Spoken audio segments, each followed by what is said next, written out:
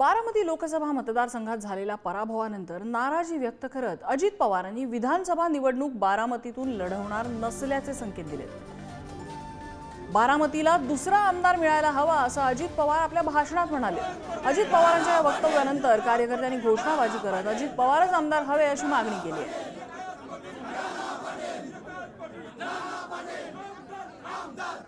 मी पण शेवटी माणूस आहे, मला पण कधी कधी विचार येतो किंवा एवढी सगळी कामं करून बारामतीकर वेगळा पण निर्णय त्या ठिकाणी देऊ शकतात। मी तर आता दुसऱ्यांना खासदार करू शकतो।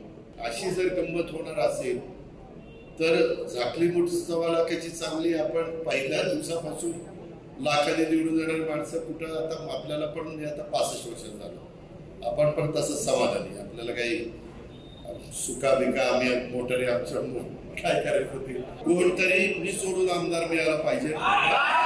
माझी 91 ते 2024च्या माझ्या कारकिर्दीची तुलना करा आणि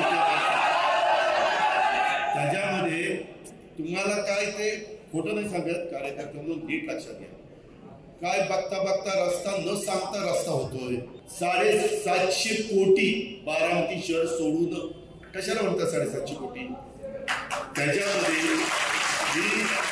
जे काही रस्ते तुम्ही पूर्वी बारामतीचे रस्ते बघितलेले, आता कुठल्याही भागामध्ये गेल्यानंतर काही रस्ते राहिले, मी मान्य करतो की काही राहिले। तर अजित पवार हे संभ्रम निर्माण करत असून ते बारामतीतूनच लढतील असा दावा जितेंद्र आव्हाड यांनी केलाय।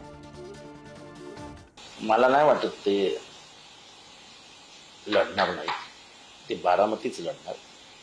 ही लोकांची मानसिकता संभ्रमावस्थेत नेणं ही एक कला आहे आणि त्या कलेचा ते वापर करतात, त्यामुळे लोकांची सहानुभूती कशी निर्माण होईल यासाठीचा प्रयत्न आहे।